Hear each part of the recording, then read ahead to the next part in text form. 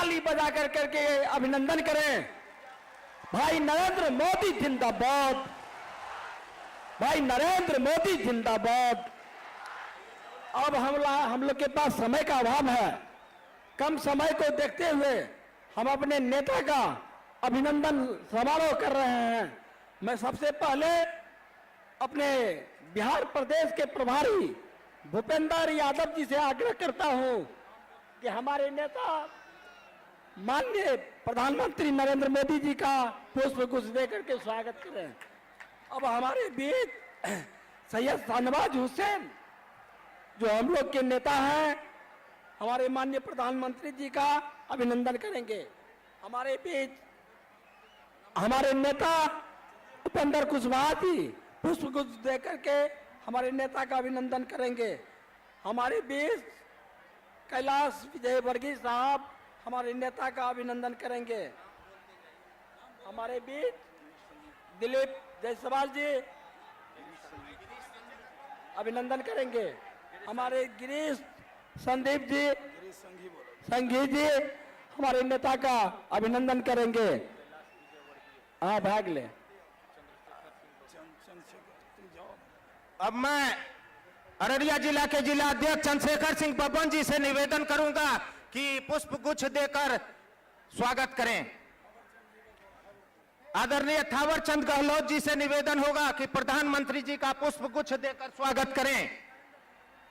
आदरणीय राजेंद्र गुप्ता जी से निवेदन होगा कि पुष्प गुच्छ देकर आदरणीय प्रधानमंत्री का स्वागत करें।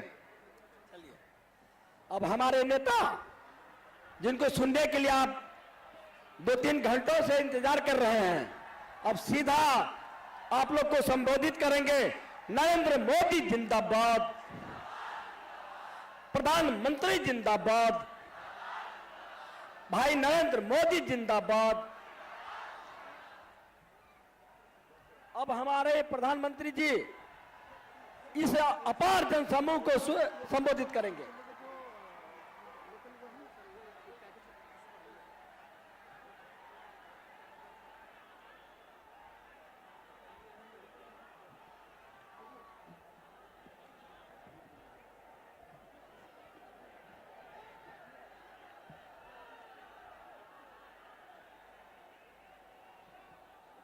मंच पर विराजमान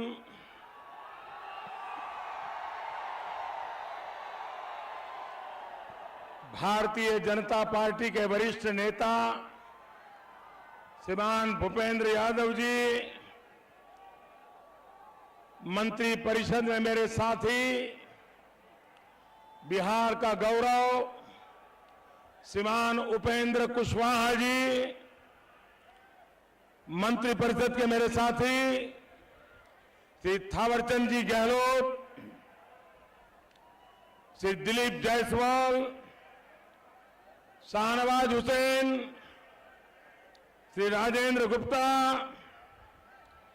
श्री प्रदीप सिंह, श्री चंद्रशेखर सिंह बब्बन, शिवनारायण जी महतो, श्री कुंदन सिंह, श्री आनंदी यादव, श्री संजय चंद्रवंशी, श्री बिमल सिंह, श्री मोहम्मद साबिर अली, श्री गिरीश सांगी जी, श्री आशीष सूद जी, श्री शिवनारायण झा, श्री मायानंद ठाकुर, श्री मनोज सिंह, श्री रमेश महतो, परमानंद ऋषिदेव। और इस चुनाव में भारतीय जनता पार्टी और एनडीए के उम्मीदवार से हमारे साथी रानीगंज से भाजपा के उम्मीदवार रामजी दास ऋषिदेव,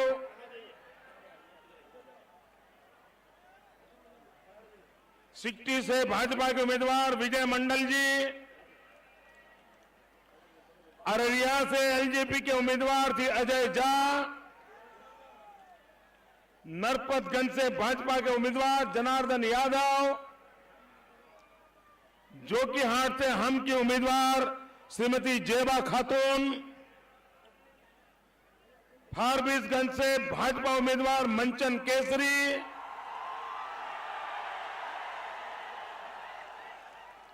कोई रह नहीं गए ना? मेरे साथ बोलिए, भारत माता की।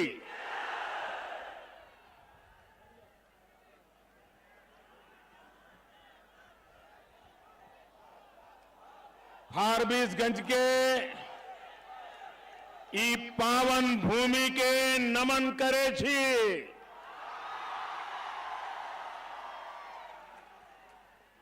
अहाँ सबके हृदय से अभिनंदन करे छी,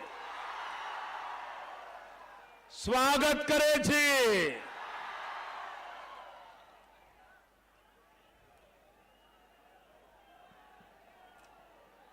अब मैं क्या बताऊं इसको?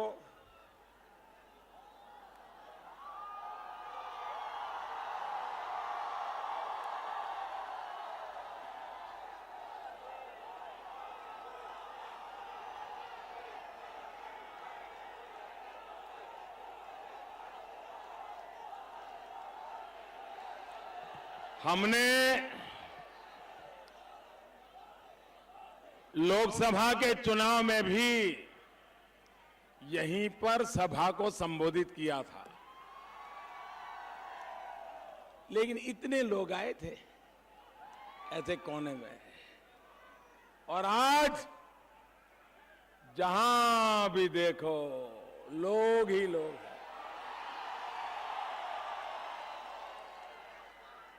ये पहली सभा है जो मैं 4 मंजिला सभा देख रहा हूं, 4 मंजिला।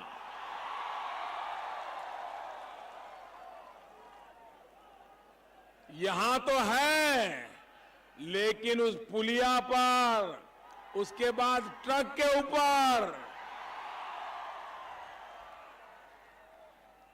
ये आपका प्यार, मैं आपको शत शत नमन करता हूं।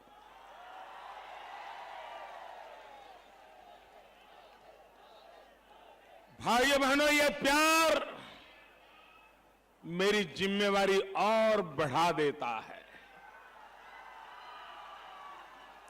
ये प्यार मुझे दिन रात काम करने की ताकत देता है। ये प्यार मुझे आपके लिए पल पल जीने के लिए प्रेरणा देता है। भाई, मैं ईश्वर का तो आभारी हूं, लेकिन जनता जनार्दन ये ईश्वर का रूप होती है, और जब जनता जनार्दन आशीर्वाद दे तो वो ईश्वर का रूप बनकर के आता है। भाइयों बहनों, दिल्ली में बैठ करके जो चुनावों की चर्चा करते रहते हैं, लेखा जोखा लेते रहते हैं, जातियों के समीकरण बिठाते रहते हैं,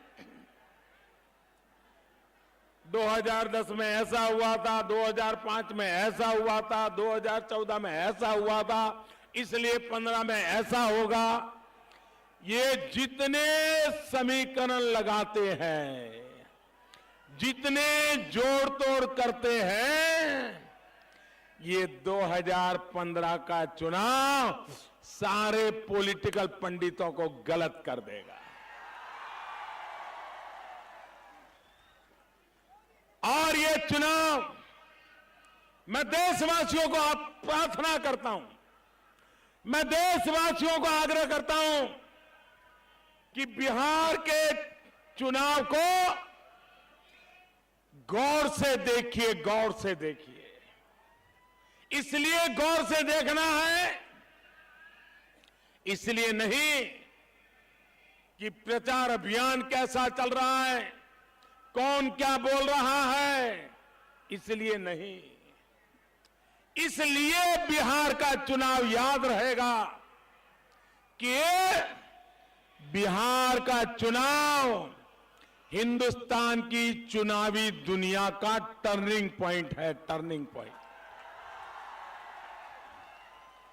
और टर्निंग पॉइंट इसलिए है कि हमारे देश में राजनीतिक दल जातियों के जोड़ तोड़ से चुनाव लड़ते आए, संप्रदाय का खेल खेलते लड़ते आए, लेकिन हिंदुस्तान में विकास के मुद्दे पर चुनाव लड़ने की हिम्मत कोई नहीं करता था। विकास की बात करते हैं तो जवाब देना पड़ता है, जवाबदेही बनती है। ये बिहार की जनता विकास के मुद्दे पे चुनाव लड़ रही है, इसलिए टर्निंग पॉइंट है। हिंदुस्तान के सभी राज्यों में आने वाले हर चुनाव विकास पे मुद्दे पर लड़ने के लिए सभी राजनीतिक दलों को मजबूर करेगा। ये ताकत बिहार ने दिखाई है। भाइयों बहनों, ये ताकत, ये आपके आशीर्वाद मुझे विकास के लिए समर्पित कर देते हैं, एकमात्र विकास के लिए समर्पित कर देते हैं। भाइयों बहनों, आप मुझे बताइए, जवाब देंगे? एक कोने में से नहीं, सब दूर से आवाज आनी चाहिए। वहां पुलिया पर लोग खड़े हैं, वहां से भी आवाज आनी चाहिए। ये मीलों दूर जो लोग मुझे नजर आ रहे हैं, वहां से भी आवाज आनी चाहिए। आएगी? आप मुझे बताइए, आज पूरी दुनिया में हिंदुस्तान का जय जयकार हो रहा है कि नहीं हो रहा है? दुनिया में हिंदुस्तान का डंका बज रहा है कि नहीं बज रहा है? अमेरिका में भारत का डंका बज रहा है, कनाडा में भारत का डंका बज रहा है, जापान में भारत का डंका बज रहा है, चीन में भारत का डंका बज रहा है, जर्मनी में भारत का डंका बज रहा है। चारों तरफ भारत का जय जयकार हो रहा है। क्यों हो रहा है? क्यों हो रहा है? क्यों हो रहा है? क्यों हो रहा है? दुनिया में हिंदुस्तान का डंका क्यों बज रहा है? मोदी के कारण नहीं बज रहा है भाइयों। ये मोदी के कारण नहीं हो रहा है, ये आपके कारण हो रहा है। 125 करोड़ हिंदुस्तानियों के कारण हो रहा है। ये आज दुनिया में भारत का जय जयकार 125 करोड़ देशवासियों के कारण हो रहा है, क्योंकि 30 साल के बाद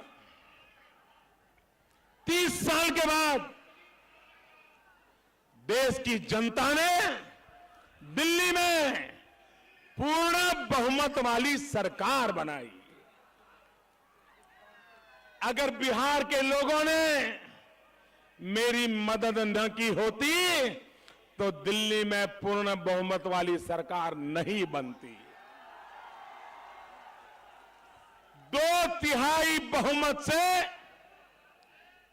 दिल्ली में जनता ने निर्णय कर दिया, और इसके कारण मैं दुनिया में जहां भी जाता हूं, दुनिया का बड़े से बड़ा नेता क्यों न हो, चाहे वो नेता अमेरिका का हो, चाहे वो नेता चीन का हो, चाहे वो नेता जापान का हो, चाहे वो नेता रशिया का हो, वो जब मेरे से हाथ मिलाते हैं ना, ये दुनिया के लोग मेरे से जब हाथ मिलाते हैं तो उनको मोदी नहीं दिखता है, उनको 125 करोड़ हिंदुस्तानी दिखते हैं। 125 करोड़,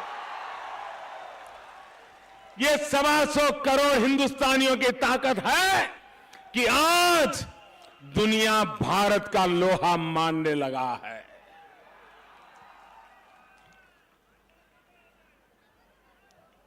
मेरे भाइयों बहनों, आज मुझे सच्चे दिल से बताओगे? सच्चे दिल से बोलना है? पक्का? बिहार का डंका बजना चाहिए कि नहीं बजना चाहिए? बिहार का जय जयकार होना चाहिए कि नहीं होना चाहिए? पूरे हिंदुस्तान में बिहार का जय जयकार होना चाहिए कि नहीं होना चाहिए? पूरे हिंदुस्तान में बिहार का डंका बजना चाहिए कि नहीं बजना चाहिए? अरे हिंदुस्तान के बाहर भी बिहार का डंका बजना चाहिए कि नहीं बजना चाहिए? बजना चाहिए ना। तो बिहार में भी 2/3 सरकार बनानी पड़ेगी, 2/3 बहुमत से। 2/3 बहुमत से सरकार बनाओगे, सरकार बनाओगे। आप देखिए, अगर पटना में मजबूत सरकार बनी तो पटना हिंदुस्तान में छा जाएगा। ये मैं आपको विश्वास दिलाने आया हूं। भाइयों बहनों, आखिरकार सरकारें क्यों बनती हैं? सरकार क्यों बनती है? लोग ये गर्मी में क्यों तपते हैं? लोग नेताओं को सुनने क्यों आते हैं? लोग घर का काम छोड़ करके वोट देने के लिए क्यों जाते हैं? क्या नेताओं को मौज मजा करने के लिए सरकार बनाई जाती है क्या? तिजोरियों को लूटने के लिए सरकार बनाई जाती है क्या? खजाना खाली करने के लिए सरकारें बनती है क्या? भाई भतीजावाद करने के लिए सरकार बनती है क्या? बेटों का राज्यारोहण करने के लिए सरकारें बनती है क्या? लूट करने के लिए सरकार बनती है क्या? ऐशो आराम करने के लिए सरकार बनती है क्या? अरे सरकार बनती है गरीबों की भलाई के लिए। मुझे बताइए भाइयों, आखिर कोई अमीर बीमार हो जाए, कोई अमीर बीमार हो जाए तो उसको कोई सरकारी डॉक्टर की जरूरत पड़ती है क्या? सरकारी दवाखाने में जाना पड़ता है क्या? उसके तो घर में डॉक्टरों की लाइन लग जाती है कि नहीं लग जाती? अमेरिका से भी डॉक्टर आएंगे कि नहीं आएंगे? लेकिन गरीब बीमार हो जाए तो कहां जाएगा? गरीब बीमार होगा तो कहां जाएगा? उसको तो सरकारी डॉक्टर चाहिए कि नहीं चाहिए? सरकारी दवाखाना चाहिए कि नहीं चाहिए? तो सरकार गरीबों के लिए होनी चाहिए कि नहीं होनी चाहिए? अमीर के बेटे को पढ़ना है तो वो तो दुनिया में कहीं पर भी जाकर के पढ़ सकता है कि नहीं पढ़ सकता है? अच्छे से अच्छी स्कूल में उसके बच्चे जा सकते हैं नहीं जा सकते? अच्छे से अच्छा टीचर घर में पढ़ाने के लिए आ सकता है कि नहीं आ सकता है? गरीब के बच्चे को पढ़ना है तो कहां जाएगा? कहां जाएगा? उसको तो बेचारे को सरकारी स्कूल में जाना पड़ेगा ना। सरकारी स्कूल अच्छे होने चाहिए कि नहीं होने चाहिए? सरकारी स्कूल में मास्टर आना चाहिए कि नहीं आना चाहिए? बच्चों को पढ़ाना चाहिए कि नहीं पढ़ाना चाहिए? सरकार गरीबों के लिए होनी चाहिए कि नहीं होनी चाहिए? भाइयों बहनों, आपको पटना जाना है तो आपको बस लगेगी कि नहीं लगेगी? रेल लगेगी कि नहीं लगेगी? गरीब के लिए बस चाहिए कि नहीं चाहिए? अमीर को तो अपनी गाड़ी होती वो तुरंत भागेगा, गरीब कहां जाएगा? और इसलिए भाइयों बहनों, सरकार गरीबों के लिए होती है। सरकार में बैठे हुए लोगों ने गरीबों के लिए जीना मरना होता है भाइयों। और इसलिए सरकार में बैठने के बाद मौज मजाक करने का अधिकार नहीं होता है। भाइयों बहनों, आपने मुझे देखा है, आपने मुझे आशीर्वाद देकर के दिल्ली में बिठाया। 16 महीने हो गए, 16 महीने, एक दिन भी छुट्टी नहीं ली है भाइयों, एक दिन भी छुट्टी नहीं। आपके आशीर्वाद की ताकत इतनी है कि दिन रात मैं आपके लिए लगा रहता हूं भाइयों, दिन रात मेहनत करता रहता हूं। जितना समय मुझे मिला है आपकी भलाई करके जाना है भाइयों, आपकी भलाई करके जाना है। दोनों हाथ ऊपर करके मुझे आशीर्वाद दीजिए, दोनों हाथ ऊपर करके मुझे आशीर्वाद दीजिए, ताकि मैं आपके लिए दिन रात काम करता रहूं। मैं आपका बहुत आभारी हूं, मैं आपका बहुत आभारी हूं। भाइयों बहनों, इस चुनाव में हम विकास के मुद्दे पर एक ही एजेंडा लेकर के काम कर रहे हैं। बिहार के विकास के लिए काम कर रहे हैं, बिहार के विकास के लिए सोच रहे हैं, बिहार के विकास के लिए योजना बना रहे हैं। मुझे बताइए, बिहार में लालू जी और नीतीश बाबू, इन्होंने 25 साल सरकार चलाई। 25 साल 25 साल कोई कम समय होता है क्या भाई? कम होता है क्या? अरे आपके घर में बच्चा पैदा हो तो 25 साल में कमाई करके मां बाप का भी पेट भरना शुरू कर देता है कि नहीं करता है? 25 साल हो गए इनकी सरकार को। 15 साल लालू जी और श्रीमती लालू जी ने चलाया और 10 साल नीतीश बाबू ने चलाया। इन्होंने 25 साल का अपने काम का हिसाब देना चाहिए कि नहीं देना चाहिए? वोट मांगने से पहले ये कहना चाहिए कि नहीं कहना चाहिए कि हमने इतनी सड़कें बनाई, इतने स्कूल खोले, इतने लोगों को रोजगार दिया? ये कहना चाहिए कि नहीं कहना चाहिए? मुझे बताइए, एक बार भी ये बोले हैं क्या? एक बार भी बोले हैं क्या? अपने काम का हिसाब देते हैं क्या? मुझे तो अभी 25 महीना भी नहीं हुआ है, उनको 25 साल हो गए, मुझे 25 महीना भी नहीं हुआ है और मेरा हिसाब मांग रहे हैं। वो कहते हैं मोदी जवाब दे, मोदी ने क्या किया, मोदी ने क्या किया? दिन रात चुनाव में मोदी को गालियां देना, मोदी पर आरोप लगाना, अनाप शनाप भाषा बोलना, पता नहीं कहां से शब्द ले आए हैं।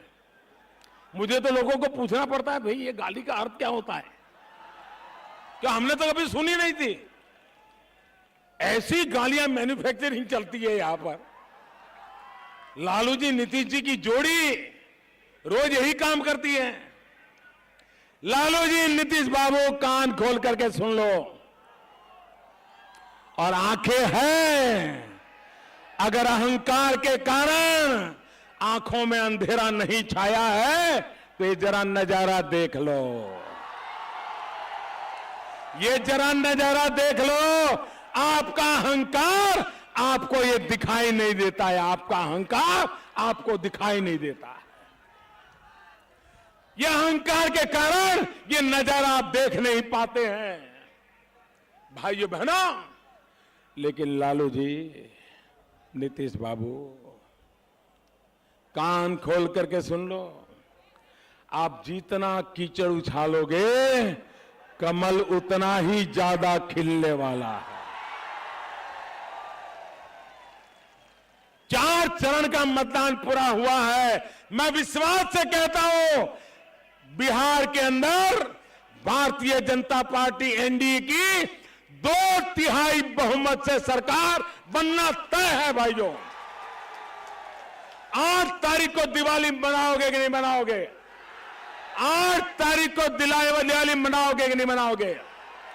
25 साल के जंगल राज से मुक्ति पाओगे कि नहीं पाओगे? 25 साल के जंगल राज और जंतर मंतर राज से मुक्ति पाओगे कि नहीं पाओगे? भाइयों बहनों, एक जंगल राज ने तबाह कर दिया, अब तो 2 मिल गए हैं, जंगल राज और जंतर मंतर राज। ये जंगल राज और जंतर मंतर राज मिल जाएगा तो आपका क्या हाल होगा मेरे भाइयों बहनों, आपका क्या हाल होगा? भाइयों बहनों, हमारे कांग्रेस के मित्र, जब हम विकास के मुद्दे पर चुनाव लड़ना शुरू किया और आज भी हमारा चुनाव का मुद्दा विकास है, मैं इस बड़ी सभा में कहता हूं, मैं बिहार में 5वें चरण का मतदान बाकी है, उनको भी कहता हूं कि आप हमें वोट विकास के मुद्दे पर दीजिए और किसी बातों पर हमें वोट मत दीजिए। हमें वोट नहीं देना है तो मत दीजिए, लेकिन देना है तो विकास के मुद्दे पर दीजिए, क्योंकि विकास के बिना बिहार का भला होना नहीं है। यह ताकत मेरे में है। लालू जी, ये बोलने की ताकत आप में है, आओ मैदान में। नीतीश बाबू, आप में है ताकत है बोलने की, आओ मैदान में। और 2 महीने से किताब लेके घूम रहे हैं, आरक्षण आरक्षण आरक्षण। हम विकास से, मुद्दे से हटना नहीं चाहते थे, हमें काल्पनिक चीजों पर उलझना नहीं चाहते थे। लेकिन जब मुझे लगा कि अब वो बराबर फंस गए हैं, वो बराबर उन्होंने आरक्षण को गले लगा लिया है, उन्होंने अपना गुब्बारा ऐसा भर दिया, उनको लगने लगा इसी से हम ऊपर पहुंच जाएंगे। तो मैंने धीरे से उनके गुब्बारे में एक पिन लगा दी,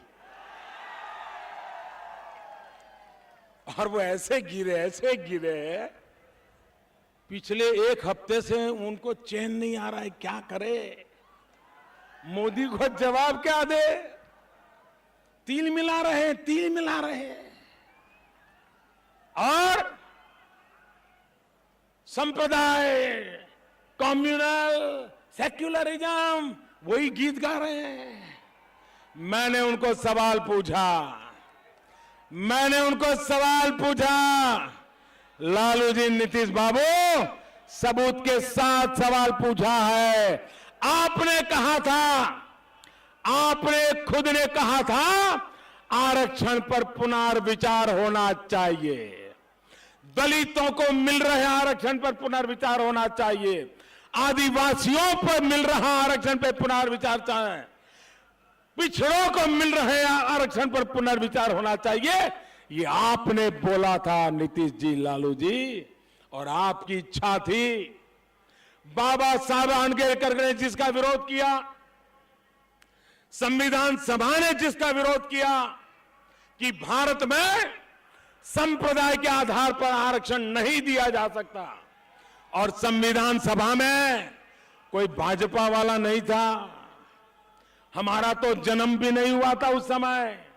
उस संविधान सभा ने कहा था, संप्रदाय के आधार पर देश में आरक्षण नहीं हो सकता है।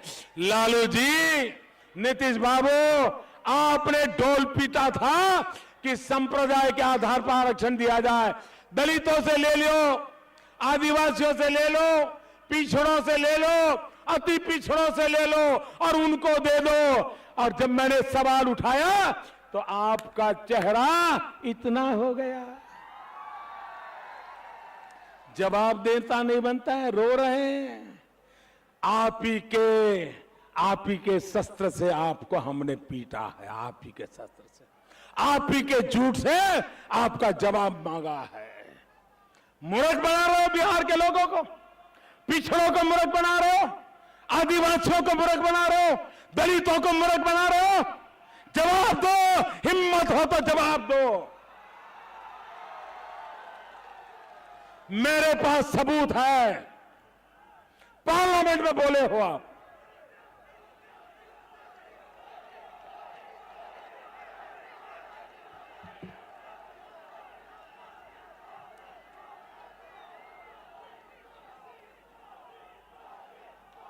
तो वो लोग हैं जो देश की सुरक्षा पर समझौता करते हो। भाइयों बहनों,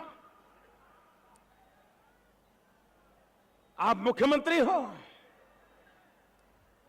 इसी जिले में जून 3 जून 2011 मुस्लिम मजदूरों पर नीतीश बाबू की पुलिस ने गोली चलाई थी और एक 10 साल का मुस्लिम बालक, मासूम बालक मारा गया था। मैं नीतीश बाबू को पूछता हूं, ये वोट बैंक की राजनीति के समय ये संप्रदाय के गीत गाते हो, उस बच्चे को मार दिया, उसके बाद आपको उसकी सूंग लेने की फुर्सत मिली थी क्या? वेदना के 2 शब्द कहने की फुर्सत मिली थी क्या? और आज आप हमारा जवाब मांग रहे हो।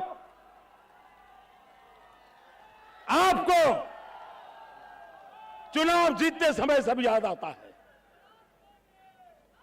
अरे बिहार में मैं चुनाव रैली जो एक सभा करने आया था,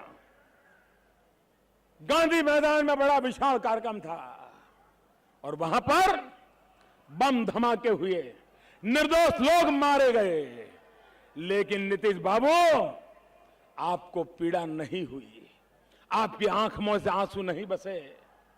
अरे वो मरने वाले मेरे बिहार के भाई थे, मेरे बिहार के लाल थे। नीतीश बाबू आपको जरा भी चिंता नहीं हुई। अरे आपको संवेदना प्रकट करने का फुर्सत नहीं थी और आप आज बिहार को तबाह करने पर लगे हो।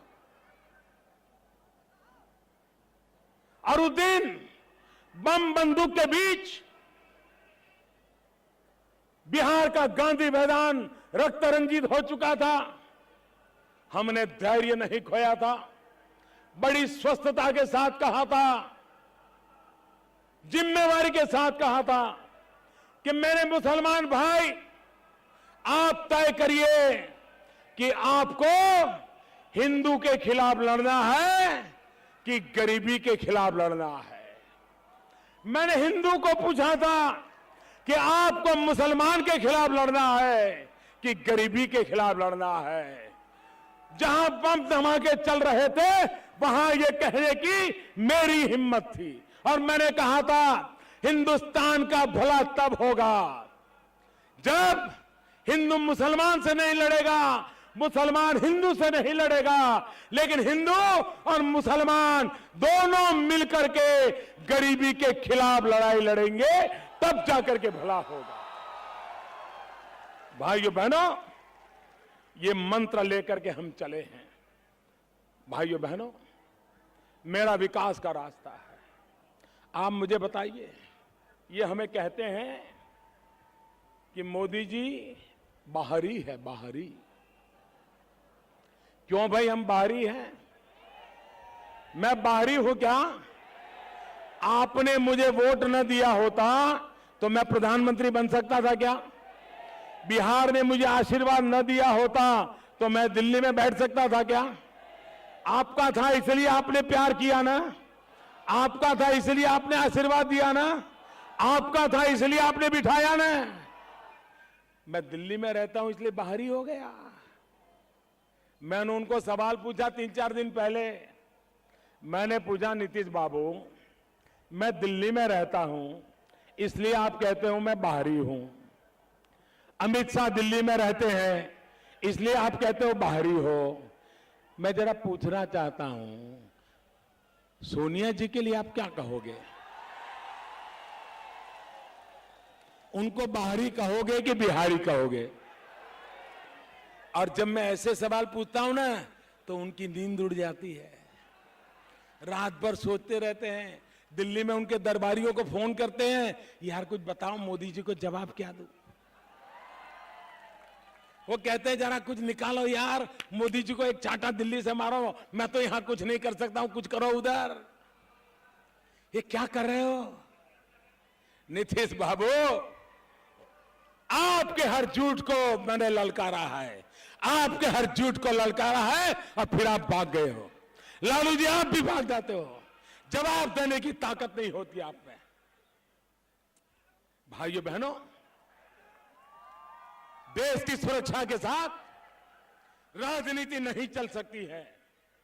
देश की सुरक्षा के साथ खिलवाड़ नहीं हो सकता है। देश की सुरक्षा के मुद्दे पर अपने पराये नहीं होते हैं। देश की सुरक्षा के मुद्दे पर वोट बैंक की राजनीति नहीं हो सकती है। और इसलिए भाइयों बहनों, ये जो खेल चला है उसके खिलाफ बिहार को बचाने का मैं अभियान चलाया है। भाइयों, बिहार को मुझे बचाना है, बिहार को आगे बढ़ाना है, बिहार को हिंदुस्तान की ऊंचाइयों पर पहुंचाना है। भाइयों, इसलिए मुझे आपके आशीर्वाद चाहिए। भाइयों, मेरे पास आपके लिए मेरे पास 3 कार्यक्रम है। बताऊं?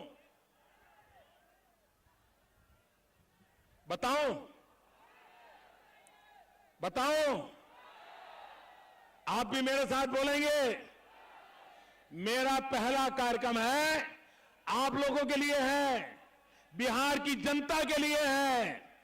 पहला कार्यक्रम है पढ़ाई। पहला कार्यक्रम कौन सा? पहला कार्यक्रम कौन सा? मुझे बताइए, बिहार के गरीब से गरीब बच्चे को भी, गरीब से गरीब मां का बेटा हो, विधवा मां का बेटा हो, उसको शिक्षा मिलनी चाहिए कि नहीं मिलनी चाहिए? अच्छी शिक्षा मिलनी चाहिए कि नहीं मिलनी चाहिए? सस्ती शिक्षा मिलनी चाहिए कि नहीं मिलनी चाहिए? ये काम मैं करना चाहता हूं। आप मुझे आशीर्वाद दोगे? पक्का दोगे? दूसरा काम है कमाई। मुझे बताइए, बिहार के नौजवान को रोजगार मिलना चाहिए कि नहीं मिलना चाहिए? आज बिहार के नौजवान को रोजगार मिलता है? रोजगार के लिए उसको बिहार छोड़ना पड़ता है, पलायन करना पड़ता है। कलकत्ता में, मुंबई में, दिल्ली में झुग्गी झोपड़ी में जिंदगी जीनी पड़ती है, अपमानित होना पड़ता है। बिहार का नौजवान होनहार है, बिहार के नौजवान के हाथों में हुनर है, बिहार के नौजवान के दिमाग है, दिमाग ऐसा बुद्धि प्रतिभान वाला है। ऐसे बिहार के नौजवान को बिहार में रोजगार का अवसर मिलना चाहिए कि नहीं मिलना चाहिए? मुझे बताइए, कोई भी यहां पर कोई है जो अपने बूढ़े मां बाप को छोड़ करके जाना चाहता है? आप अपने बूढ़े मां बाप को छोड़ करके जाना चाहते हो? अपना गांव छोड़ के जाना चाहते हो? खेत खलिहान छोड़ के जाना चाहते हो? यार दोस्तों को छोड़ के जाना चाहते हो? कोई जाना नहीं चाहता है, मजबूरन जाना पड़ता है, पलायन करना पड़ता है। अरे लालू जी, नीतीश जी, 25 साल के आपके पाप का परिणाम है कि मेरा बिहारी नौजवान आपने बाहरी बना दिया, बाहरी बना दिया, बाहरी बना दिया उसको आपने। और इसलिए मेरे भाइयों बहनों, मैं आपसे आग्रह करने आया हूं कि अब बिहार के नौजवान को रोजगार का अवसर मिले, कमाई यहां पर होनी चाहिए। और इसलिए मेरा दूसरा मुद्दा है कमाई। दूसरा मुद्दा क्या है? दूसरा मुद्दा क्या है? दूसरा मुद्दा क्या है? और मेरा तीसरा मुद्दा है हमारे बुजुर्गों को दवाई। बीमार व्यक्ति को दवाई मिलनी चाहिए कि नहीं मिलनी चाहिए? डॉक्टर मिलना चाहिए कि नहीं मिलना चाहिए? दवाखाना होना चाहिए कि नहीं होना चाहिए? गरीब आदमी कहां जाएगा? बूढ़ा आदमी कहां जाएगा? और इसलिए तीसरा मेरा कार्यक्रम है दवाई। तीसरा कार्यक्रम कौन सा है? कौन सा है? कौन सा है? तो भाइयों बहनों, पढ़ाई के लिए, कमाई के लिए, दवाई के लिए, विकास की बात लेकर के मैं आया हूं, आपके लिए लाया हूं। अब मेरे 3 कार्यक्रम हैं बिहार राज्य के लिए। 3 कार्यक्रम है बिहार राज्य के लिए। बिजली, पानी, सड़क। बिजली चाहिए कि नहीं चाहिए? आज बिजली मिलती है क्या? बिजली आती है? बताओ ना, आती है बिजली? ये कहते हैं कंप्यूटर देंगे। कंप्यूटर बिना बिजली को कंप्यूटर चलता है क्या? मोबाइल फोन का चार्जिंग कराना है तो बाहर जाना पड़ता है कि नहीं जाना पड़ता? अरे मोबाइल फोन का चार्जिंग नहीं हो सकता बिहार में। आप बिहार को कंप्यूटर की बातें करते हो। नीतीश बाबू, जरा बिजली तो दो। लालू जी, अब वो लालटेन चली गई, अब तो बिजली चाहिए, बिजली।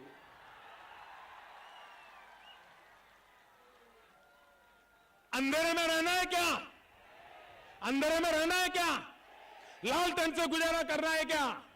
बिजली चाहिए कि नहीं चाहिए? भाइयों बहनों, मैं भूटान गया, नेपाल गया, मैंने वहां की सरकारों के साथ समझौता किया, पानी से निकलने वाली बिजली का कारखाना लगा दिया। जैसे ही कारखाना पूरा हो जाएगा, वो बिजली बिहार को दी जाएगी, बिहार को दी जाएगी। भाइयों बहनों, बिहार में बिजली आएगी तो उद्योग आएगा। इन नीतीश बाबू बिजली का नाम ही नहीं बोलते। एक भी जगह पे बिजली बोले क्या? वो बिजली का ब बोलते हैं क्या? उनके मुंह पे ताला लग जाता है। क्यों लग जाता है मालूम है?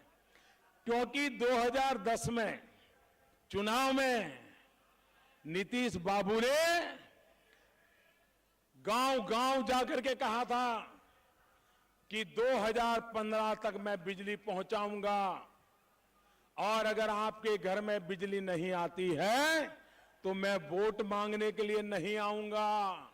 ये उन्होंने कहा था, बिजली नहीं दूंगा तो वोट नहीं लूंगा, ऐसा कहा था। बिजली आई, बिजली आई, बिजली आई। नीतीश बाबू आ गए कि नहीं आ गए? उन्होंने आपसे धोखा किया कि नहीं किया? धोखा किया कि नहीं किया? वादा तोड़ा कि नहीं तोड़ा? आप उनसे नाता तोड़ोगे कि नहीं तोड़ोगे? अरे जिसने आपसे धोखा किया, जिसने आपसे वादा तोड़ा, उसका नाता तोड़ना यह हम लोगों का कर्तव्य बन जाता है। और इसलिए भाइयों बहनों, हम बिजली लाना चाहते हैं। पानी, बिहार के पास इतना पानी है, बिहार में इतना पानी है। भाइयों बहनों, बिहार की दो ताकत है, दो, जिसको यहां के लोगों ने कभी पहचाना नहीं। बिहार की दो ताकत है, एक है पानी, दूसरी है जवानी।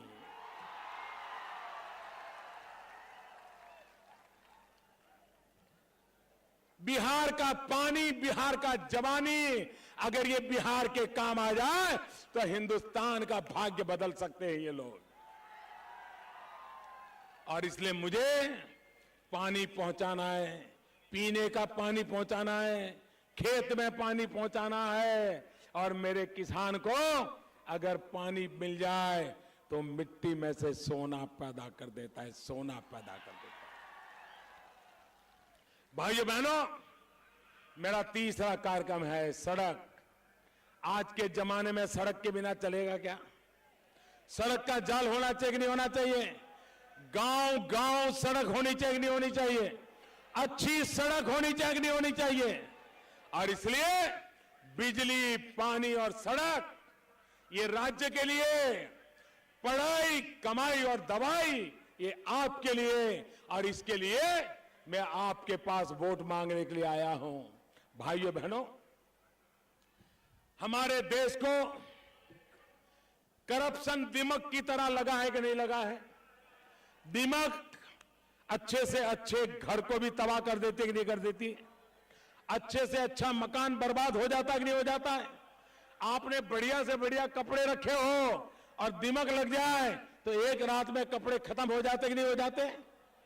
ये भ्रष्टाचारी दिमक खत्म होनी चाहिए कि नहीं होनी चाहिए? ये नीतीश बाबू ने कहा था, याद करो नीतीश बाबू ने क्या कहा था? ये चुनाव में उनका जरा चुन चुन करके हिसाब मांगो, चुन चुन के हिसाब मांगो। उन्होंने कहा था कि जो लोग भ्रष्टाचार में पकड़े जाएंगे उनकी संपत्ति मैं जब्त करूंगा, उनका मकान जब्त करूंगा और उसमें स्कूल खोलूंगा, ऐसा कहा था। भ्रष्टाचारियों का बंगला लेकर के स्कूल खोलने के लिए कहा था। अभी इस चुनाव में आपने देखा होगा, उनके एक मंत्री कैमरा के सामने लाखों रुपया ले रहे थे, लाखों रुपया। इतना ही नहीं, सरकार बनाने के बाद बिहार को बेचने का सौदा भी कर रहे थे।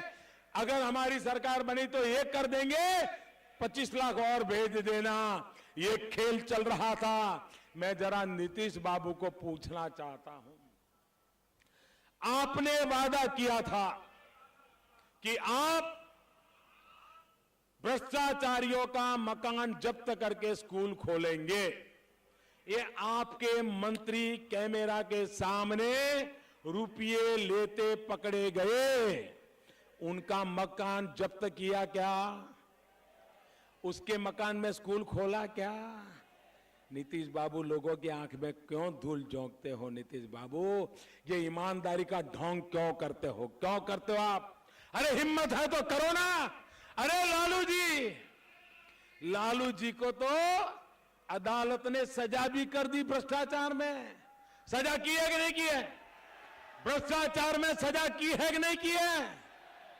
मैं जरा पूछना चाहता हूं, क्या लालू जी का बंगला जब्त किया क्या? उस बंगले में स्कूल खोला क्या? गरीबों के बच्चों को पढ़ाई शुरू की क्या? आप तो उनके गले लग गए हो लालू जी के। आप भ्रष्टाचार को खत्म नहीं कर सकते हो। भाइयों बहनों, इस बार अब जब चुनाव में वोट करने जाओगे ना, जब भाजपा और एनडीए के उम्मीदवारों के निशान पर बटन दबाओगे ना, तो वो बटन जो है ना, वो दिमाग को खत्म करने वाला एक इंजेक्शन बनने वाला है। भ्रष्टाचारी दिमाग को खत्म करने वाला वो इंजेक्शन है। मुझे बिहार से भ्रष्टाचार को खत्म करना है, मुझे बिहार से जंगल राज को खत्म करना है, मुझे बिहार में से अपहरण के उद्योग को खत्म करना है, मुझे बिहार में से गुंडागिर्दी खत्म करनी है, और इसलिए मुझे आपके आशीर्वाद चाहिए। भाइयों बहनों, अगर कोई छोटा सा गड्ढा हो और छोटे से गड्ढे में एक स्कूटर फंस जाए कीचड़ में, तो दो लोग जाते मेहनत करे तो स्कूटर निकल जाता है ना। अगर एक छोटे गड्ढे में स्कूटर फंस जाए तो बाहर निकल जाता है ना, निकल जाता है ना। लेकिन अगर स्कूटर बड़े कुएं में गिरे तो दो लोग निकाल सकते हैं क्या? निकाल सकते हैं क्या? क्या करना पड़ता है? ट्रैक्टर लाना पड़ता है, रस्सी डालनी पड़ती है, रस्सी से स्कूटर बांधना पड़ता है, फिर ट्रैक्टर से खींचना पड़ता है, तब जाकर के स्कूटर बाहर निकलता है ना। ट्रैक्टर की ताकत लगानी पड़ती है ना, लगानी पड़ती कि नहीं लगानी पड़ती? हमारा बिहार इतने गहरे गड्ढे में पड़ा है, उसको निकालने के लिए ताकत लगेगी कि नहीं लगेगी? लगेगी कि नहीं लगेगी? अकेले पटना की सरकार के इंजन से निकलेगा क्या? अकेली दिल्ली सरकार की इंजन से निकलेगा क्या? इस बिहार को इस गड्ढे से बाहर निकालना है तो पटना में नई सरकार का इंजन और दिल्ली में मेरी सरकार का इंजन, डबल इंजन लगाएंगे, तब बिहार गड्ढे में से बाहर आएगा। डबल इंजन लगाना पड़ेगा, और इसलिए मैं आपसे वोट मांगने आया हूं, ताकि मुझे पटना में एक ऐसा इंजन लगाना है, आपके आशीर्वाद से लगाना है। दोनों इंजन लगाऊंगा और बिहार को गड्ढे से बाहर निकाल दूंगा। भाइयों बहनों, आपने जो आशीर्वाद दिया, ऐसी चमचमाती धूप में कोई खिसने हल्ने का नाम ले रहा है, कोई हटने का नाम ले रहा है। भाइयों बहनों, 5 तारीख को मतदान है, 5वां चरण है। चारों चरण के रिकॉर्ड तोड़ने हैं, तोड़ोगे? चारों चरण के रिकॉर्ड तोड़ोगे? 5वां चरण हाईएस्ट मतदान करेगा। आप लोग यहां से जाने के बाद मतदान करने तक 10-10 परिवारों को पकड़ करके काम पे लग जाओगे। एक एक व्यक्ति 10-10 परिवारों से वोट करवाएगा। पक्का करवाएंगे? दोनों हाथ ऊपर करके मुझे बताइए, कराएंगे? दिन रात मेहनत करेंगे, पूरी ताकत लगाएंगे। सभी नेता लोग आ जाएं, मेरे साथ बोलिए भारत माता की। पूरी ताकत से बोलिए भारत माता की, और ताकत से बोलिए भारत माता की, भारत माता की। भाइयों बहनों, ये आपका प्यार मैं कभी भूलूंगा नहीं। ये ताप में आप तपस्या कर रहे हैं, मैं आपका तपस्या बेकार नहीं जाने दूंगा। ये आपके प्यार को मैं ब्याज समेत लौटाऊंगा, ब्याज समेत विकास करके लौटाऊंगा। दोस्तों, विकास करके लौटाऊंगा। भारत माता की।